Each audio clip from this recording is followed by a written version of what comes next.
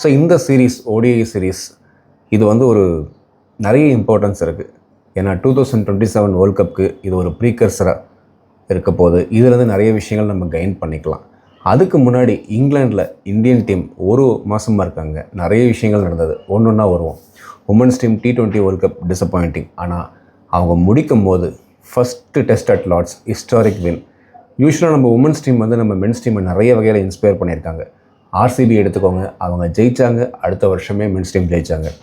2024 world cup நம்ம India ஜெயித்தோம், T20 world cup. அதுக்கப்புறம் 2025 women's team வந்து ஓடிஐ வேர்ல்ட் கப் இந்தியாவில் ஜெயித்தாங்க. அது வந்து 2026 நம்ம கப்பை டிஃபெண்ட் பண்ணுறதுக்கு யூஸ் ஆச்சு.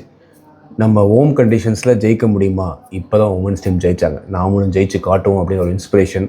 திருப்பியும் டிஃபெண்ட் பண்ணாங்க, ஒரு ஹிஸ்ட்ரி க்ரியேட் பண்ணாங்க.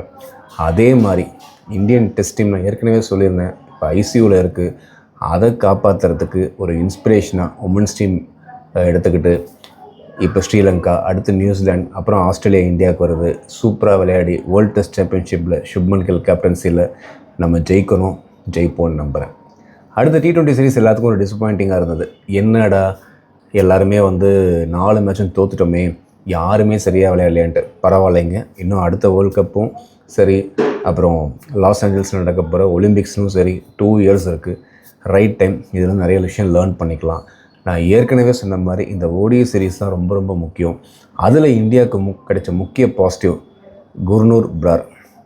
Wicket taking fast bowler. Jasprit Bumrah இருக்காருங்க, ஆனால் எல்லா தரையும் அவரே விக்கெட் எடுக்க முடியாது. சவுத் ஆஃப்ரிக்கா மாதிரி ஒரு conditions, bouncy conditions, quick wickets, அதில் இவரை மாதிரி 150 145 போடக்கூடியவர். நல்ல பவுன்ஸை ஸ்டார்ட் பண்ணுறாரு.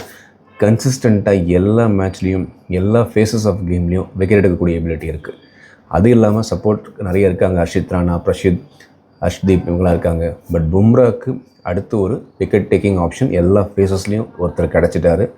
ஒரு விஷயம், குல்தீப் யாதவ் வந்து அவங்க ஒழுங்காக ட்ரீட் பண்ணியிருக்கலாம். அவங்க மேலே நம்பிக்கை இல்லை. சப்போஸ் குல்தீப் மேலே நம்பிக்கை இல்லைன்னா வேறு ஒரு ஸ்பின் பவுலிங் லெக் ஸ்பின்னர் இருக்கார், விப்ராஜ் நிஜம். அவரையாவது அட்லீஸ்ட் ட்ரை பண்ணலாம். அது என்ன பண்ணுறாங்கன்னு பார்ப்போம். இன்னொரு மிகப்பெரிய பாசிட்டிவ், ஆல்ரவுண்டர்ஸ் 2 பேருமே, அக்ஷர், வாஷி. ஃபஸ்ட் மேட்ச்சில் சூப்பராக விளையாண்டாங்க.